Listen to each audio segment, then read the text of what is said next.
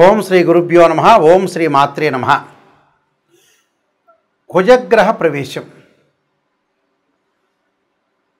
ప్రధానంగా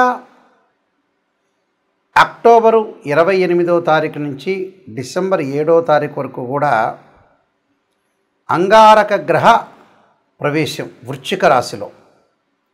అంటే సంవత్సరం తర్వాత మళ్ళీ వృశ్చిక రాశిలోకి కుజుడు యొక్క తన సొంత రాశిలోకి ప్రవేశం జరుగుతుంది.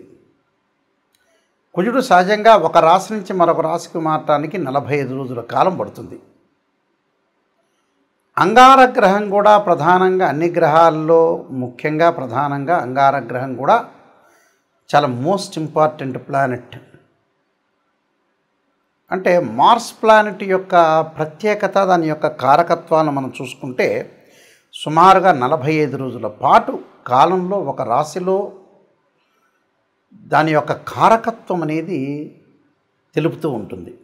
అంటే కుజుడి యొక్క కారకత్వాల్లోకి మనం ముందుగా వెళ్తే సత్వ భూ ప్రాకార రోగ ప్రణవ సాహస శస్త్ర అగ్ని సందర్శనోత్పాటన భాతృక కుజ అంటారు. అంటే అంగారక గ్రహము భూ సంబంధమైన వ్యవహారాల్లోను, కోర్టులు, రియల్ ఎస్టేటు, అన్నదమ్ముల విషయాల్లో, శారీరక బాధలు, కెమికల్ కంపెనీలు, మిషనరీలు, మార్కెటింగు, భూమి, ఇండ్ల నిర్మాణం, న్యాయ వ్యవస్థ, న్యాయవాదులు, రక్షణ శాఖ, మిలిటరీ, రక్షక భటులు, సైన్యము, మేనేజ్మెంటు, భూములు అమ్మడము కొనడము, రియల్ ఎస్టేటు, కన్స్ట్రక్షను, మెడికల్ ల్యాబొరేటరీసు, మేస్త్రీ పనులు, యంత్ర సంబంధమైన విషయాలు, మెకానికల్ ఇంజనీరింగ్, మెకానిక్లు, రోగాలు, శస్త్రచికిత్సలు, అగ్ని భయాలు కలిగేదే. అంటే అగ్ని భయములు ఇలాంటివన్నీ కూడా అంగారకుడు యొక్క కారకత్వాలని జ్యోతిష్ శాస్త్రం చెప్పబడింది. అంటే సత్వ భ్రూ ప్రాకార రోగ ప్రణవ సాహస శస్త్ర అగ్ని సందర్శోత్పాటన భాతృక కుజ అన్నారు. అంటే కుజుడు సహజంగా మనకి ఇవన్నీ కూడా గోచారరీత్యా చెప్పబడే ఫలితాలు. బర్త్ చార్ట్కి గోచారానికి చాలా లాట్ ఆఫ్ డిఫరెన్స్ ఉండాలి, గుర్తుపెట్టుకోవాలి. సహజంగా ఎలా ఉంటుందంటే మృగశిర చిత్త ధనిష్ట నక్షత్రంలో ఎవరైతే జన్మించారో వాళ్ళు కుజమహర దశలో జననం అనేది ప్రారంభమవుతుంది. కుజుడికి వృశ్చిక రాశి, మేషరాశి స్వక్షేత్రాలైతే, అలానే నీచస్థానం కర్కాటక రాశి అవుతుంది. కర్కాటకానికి ఆపోజిట్లో ఉన్న ప్రధానంగా మకర రాశి ఉచ్చక్షేత్రం అంటారు. కర్కాటకం, సింహం, కన్య, తుల, వృశ్చికం, ధనస్సు, మకరం. మకరంలో ఉచ్చ ఉంటే దానికి సప్తమ స్థానం, కర్కాటకం నీచస్థానం అవుతుంది. అంటే భూ సంబంధ వ్యవహారాలు కానీ, కోర్టులు కానీ, రియల్ ఎస్టేట్ కానీ, కన్స్ట్రక్షన్ కానీ, ఇవన్నీ కూడా సైన్యము, మేనేజ్మెంట్, ఇవన్నీ కూడా తెలిపేది కుజుడు.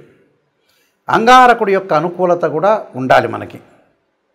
ఇవన్నీ కూడా గోచారరీత్యా చెప్పబడే ఫలితాలు అంటారు. ఎప్పుడైనా గుర్తుపెట్టుకోవాలి మీరు. జన్మజాతకాన్ని అనుసరించేవి కావు. 50% మన చేతుల్లోనే ఉంటుంది. మనం ఏం చేయాలి, ఎలా చేయాలి, నిర్మాణాత్మకంగా ఎలా పోషించాలి, మనం ఏ విధంగా చేస్తే జీవితం అనేది డెవలప్మెంట్ అవుతుందని తెలుసుకొని ముందుకు వెళ్ళాలి. ఏదైనా సరే రాశి ఫలాల్లో నెగిటివ్ చెప్తే నెగిటివ్ అనుకోవద్దండి, దాన్ని పాజిటివ్గా తీసుకోండి. నిజాన్ని తెలుసుకుంటే మనం డెవలప్మెంట్ అయినట్టే. శ్రీయ లోపం పెరుగుట పెద్ద విద్య, లోపం ఎరిగిన వాడే పూర్ణుడవుతాడని దాని అర్థం. కన్యారాశి వాళ్ళకి కుజగ్రహ ప్రభావం గోచారరీత్యా ఏ విధంగా ఉందో తెలుసుకుందాం. కన్యారాశి వాళ్ళకి తృతీయాధిపతి, అష్టమాధిపతి అయిన కుజుడు తృతీయ స్థానంలో ఉండటం వల్ల కోర్టు వ్యవహారాల యందు అనుకూలంగా ఉంటుంది. అన్నదమ్ముల మధ్యలో సఖ్యత, మ్యూచువల్ అండర్స్టాండింగ్ ఉండటం, రియల్ ఎస్టేట్, కన్స్ట్రక్షన్ కానీ, కెమికల్ కంపెనీ వాళ్ళకు కానీ అనుకూలంగా ఉండటం, ఇష్టప్రాప్తి, ధనప్రాప్తి, వస్త్రలాభం, ఆరోగ్యం అనేది కొంత కుదుటపట్టము, జయము, భయం లేకుండా ఉండటం, ధైర్య సాహసాలతో విజయం సాధించడం, అన్నదమ్ముల మధ్యలో అనుకూలత బాగా పెరగటం, దూర ప్రాంత ప్రయాణాలు, నూతన వస్తువులు కొనుగోలు చేయటం, గొప్పవారి వల్ల సలహాలు పాటించే అవకాశాలు ఉంటాయని అర్థం. మరి శ్లోకం ఏం చెబుతుంది? విత్తలాభం సదా ఆరోగ్య ఇష్టసిద్ధి సుఖ హవా అంటారు. అంటే సుఖపడతారు, ధనలాభం కలుగుతుంది, ఆరోగ్యపరంగా అనుకూలంగా ఉంటుంది, ఇష్టకార్య సిద్ధి, వస్త్రలాభో ధనప్రాప్తిర్ అంటే ధనప్రాప్తి కలుగుతుంది. ధనప్రాప్తి తృతీయ స్థానగే కుజే అంటారు. నూతన వస్త్ర లాభాలు కలుగుతాయట. అలానే ఇష్టకార్య సిద్ధి సుఖాన్ని కూడా కలిగే అవకాశాలు ఉంటాయి. అంటే సహజంగా గోచారీత్యా 3, 6, 11 స్థానాల్లో కుజుడు మంచివాడు అని అర్థం. అంటే మీరు ఈ సమయంలో ఖచ్చితంగా ఇళ్ళు కొనుగోలు చేయండి, భూములు కొనుగోలు చేయండి, వ్యవసాయపరంగా పెట్టుబడులు పెట్టండి, కెమికల్ కంపెనీస్ పెట్టచ్చు, స్మాల్ స్కేల్ ఇండస్ట్రీస్ పెట్టచ్చు. అలానే కోర్టు కూడా మీకు అనుకూలంగా ఉంటుంది. పోలీస్ డిపార్ట్మెంట్ వాళ్ళకి కానీ, రక్షణ శాఖ కానీ, న్యాయవాదులందరికీ కూడా అనుకూలంగా ఉండే అవకాశాలు ఖచ్చితంగా ఉంటుంది. నూతన వస్త్రాలు కొనుగోలు చేస్తారు, సుఖపడతారు, ధనలాభం కలుగుతుంది. ఆరోగ్యపరంగా కూడా ఇబ్బందులు లేకుండా ఉండే అవకాశం ఖచ్చితంగా ఉంటుందని మనకు శాస్త్రం చెప్పింది. నేను కొన్ని పరిహారాలు చెప్పబోతున్నాను. మరింత బాగుపడాలంటే అలాంటి పరిహారాలన్నీ కూడా చేయండి. చేస్తే మీకు మంచి జరిగే అవకాశం ఖచ్చితంగా ఉంటుంది. ఈ రాశుల వాళ్ళకి ముఖ్యంగా కుజగ్రహం అనేది అనుకూలంగా లేకపోతే అంగారక పాశుపత రుద్రాభిషేకము, కుజ జపము, అలానే కుజుడి యొక్క అభిషేకాలు, కందులు, ఎర్రని వస్త్రము, ఎర్రని గొడుగు, ఎర్రని పూలు దానం చేయమని చెప్తారు.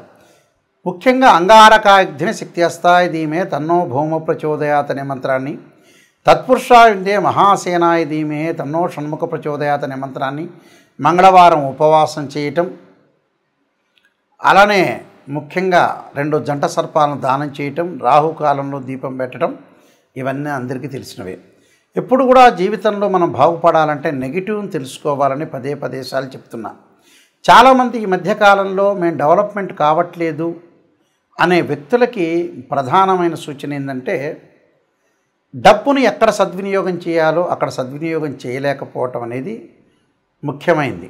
డబ్బు లేకపోతే పర్వాలేదు, లేకపోతే అతను ఏం చేయలేడు. డబ్బు ఉన్నవాళ్ళు కూడా ఏం చేస్తున్నారంటే వివాహాలు, పిల్లల యొక్క పెళ్ళిళ్ళు లేటు కావటం. కారణం ఏమిటి అని అంటే భగవంతుడు మనకు మంచిగా జ్ఞానాన్ని ఇచ్చాడు.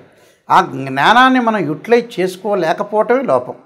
ఒక పర్సన్ ఉన్నాడనుకోండి, అతను మ్యారేజ్ బ్యూరోలో డబ్బులు ఎక్కువ అడుగుతున్నారని, లేకపోతే ఆస్ట్రాలజర్స్ ఎక్కువ అడుగుతున్నారని, లేకపోతే ఆ పెళ్లి సంబంధం వస్తే అంత దూరం హైదరాబాద్ నుంచి రాజమండ్రో, గుంటూరో, లేకపోతే హైదరాబాద్ నుంచి ఆదిలాబాదో, లేదా బాంబేనో వెళ్ళాలని డబ్బులు ఖర్చు పెట్టాలనే ఉద్దేశంతో డబ్బులు ఖర్చు పెట్టలేకపోవటం, సరైన సంబంధం వచ్చినప్పుడు చేసుకోలేకపోవటం, సరైన ఇల్లు వచ్చినప్పుడు తీసుకోలేకపోవటం, అంటే ఏదైనా కోర్టు సమస్యలు, కోపము, ఉద్రిక్తము, ఆవేశం బాగా పెరిగే అవకాశాలు కూడా కుజుడితోనే ఉంటాయి.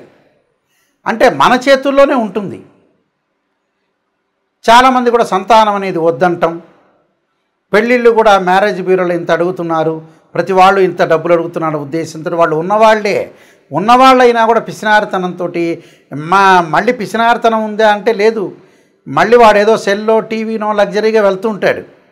అసలు విషయానికి డబ్బులు ఖర్చు పెట్టడం అనేది నేర్చుకోండి. చాలామంది కూడా వివాహాలు కుజదోషం అంటారు. 2, 4, 7, 8, 12 స్థానాల్లో ఉంటే దాన్ని కుజదోషం అంటారు. 13 నక్షత్రాలకు కుజదోషం అనే ఎగ్జంప్షన్ ఉంటుంది. కొన్ని రాశులకు కానీ కొన్ని లగ్నాలకు కానీ కుజదోషం అనేది వర్తించదు. కేవలం వివాహానికి కుజదోషమే కాదు, శుక్రదోషం ఉంటుంది. ధనం సంపాదించిన కుజదోషమే కాదు, గురువు కూడా అనుకూలంగా ఉండాలి. అలాగా మనం చేసే పని అనేది ఏంటి, కరెక్టా కాదా అనేది తెలుసుకొని ముందుకు వెళ్ళాలి. ఎక్కడ మిస్టేక్ చేస్తున్నా ఆ మిస్టేక్ను మనం ఎలా సవరణ చేసుకోవాలి అనే విషయాల్లో మీరు చాలా జాగ్రత్తగా ఉండి డబ్బును దేని ఖర్చు పెట్టాలి, ఏది అవసరం, అతను నిజం చెబుతున్నారా లేదా. మా దానిలో కూడా ఆర్ఎంపీ డాక్టర్లు, ఎంబీబీఎస్ డాక్టర్లు, ఎంఎస్ డాక్టర్లు ఉన్నారు. సరైనగా మీకు అనుగుణంగా చెప్పే వ్యక్తులు కూడా ఉన్నారు చాలామంది. అంటే మీరు నెగిటివ్ను మీరు జీర్ణించుకోలేరు కదా. అందువల్ల అలాంటి ఆస్ట్రాలజర్స్ కూడా ఈ మధ్యన తయారైపోయి జ్యోతిష్యమే కరెక్ట్ కాదనే ఉద్దేశంతో తయారైన వ్యక్తులు కూడా ఉన్నారు. జ్యోతిష్యం అనే శాస్త్రం పర్ఫెక్ట్గా చెప్పేవాళ్ళు కరెక్ట్గా చెప్తారు. అది నిజాన్ని తెలుసుకోవాలి. నిజాన్ని తెలుసుకుంటే ఖచ్చితంగా బాగుపడతారు. ఇలాంటి విషయాలన్నీ కూడా చాలా జాగ్రత్తగా మీరు ముందుకు వెళ్ళాలి. నా పుస్తకాలన్నీ మీరు చదవచ్చు. ఈ కుజగ్రహం గురించి, వాటి గురించి కాలసర్ప యోగం అనే పుస్తకము, కాలసర్ప యోగ చంద్రిక, రాహుకేతులు, ఛాయాగ్రహాలు, అలానే జాతక చంద్రిక, వివాహ మార్తాండము, సర్వదేవతా గోత్రపులు, స్వప్నశాస్త్ర ఫలదీపిక, బృహత్ పరిహార సింధు, ఇలాంటి number of books Mohan publication వాళ్ళు ప్రింట్ చేశారు. నాయకంటి మల్లికార్జున శర్మ బుక్స్ అని కొట్టినా వస్తుంది. www.nayakanti.com కానీ .in కానీ కొడితే కూడా మీకు వస్తుంది. ఇవన్నీ కూడా వెబ్సైట్ అనేది చూడండి. ఏదైనా వాస్తు ప్రకారంగా బాగలేకపోయినా కూడా వాస్తు యంత్రస్థాపన, మహామత్స్య యంత్రము, వాస్తు యంత్రము భూమిలో స్థాపన చేస్తారు పురాతనలో. వాస్తు ప్రకారంగా కూడా చూసుకోండి. ఏదైతే సమస్యలు ఉన్నాయో రియల్ ఎస్టేట్ వాళ్ళు కానీ కన్స్ట్రక్షన్ వాళ్ళు కానీ ఇల్లును గృహం ప్రకారంగా వాస్తు ప్రకారంగా ఉందా లేదా చూసుకోండి. కేవలం ఇంజనీరింగ్ ప్లానే కాదు, పురాతనలో ఆయం అనేది చూసేవాళ్ళు. అంటే ఆయం అంటే ఏంటంటే ధ్వజాయమని, సింహాయనమని, గజాయమని, ఖరాయని ఆయాలు కూడా ఉన్నాయి. ఆయాన్ని బట్టే మనం ఏదైతే పొడవు వెడల్పును లెంత్ను లెక్క వేస్తే మనకి ఏ ఆయం వచ్చింది, ఆ ఇంట్లో ఉంటే ధనం ఎంత, రుణం ఎంత, నక్షత్రం ఏంటి, ఆ ఇల్లు ఎన్ని సంవత్సరాలు ఉండగలుగుతుంది, ఇలాంటివన్నీ కూడా మీరు చూడండి. జ్యోతిష్ శాస్త్రం వాస్తు ప్రకారంగా ఎంతో డెప్త్గా వెళితే అన్ని విషయాలు రాశారని కూడా బయటకు వస్తాయి. ఖచ్చితంగా మా వెబ్సైట్ చూడండి, www.nayakanti.com ఆర్ nayakanti.in చూడండి. మీరు అన్నీ తెలుసుకోండి. ప్రతిదీ కూడా నా కాంటాక్ట్ నెంబర్ ఉంటుంది. ఆ కాంటాక్ట్ నెంబర్కి మీరు కాల్ చేయండి. ఖచ్చితంగా మీకు అన్ని విషయాలన్నీ కూడా క్లియర్గా నేను చెప్పేటప్పుడు కూడా మీరు వాయిస్ రికార్డింగ్ పెట్టుకోవచ్చు. జాతకం నేను చెప్పేటప్పుడు అందరూ కూడా must and should voice recording పెట్టుకోండి. నిజాలు తెలుసుకోండి, మీరు ముందుకు వెళ్ళండి. అబద్ధపు ముసుగులో ఉండొద్దండి. మీరందరికీ కూడా సుబ్రహ్మణ్య స్వామి యొక్క అంగారకుడి యొక్క అనుగ్రహం ఉండాలని ఆశిస్తూ సర్వే జనా సుఖినో భవంతు.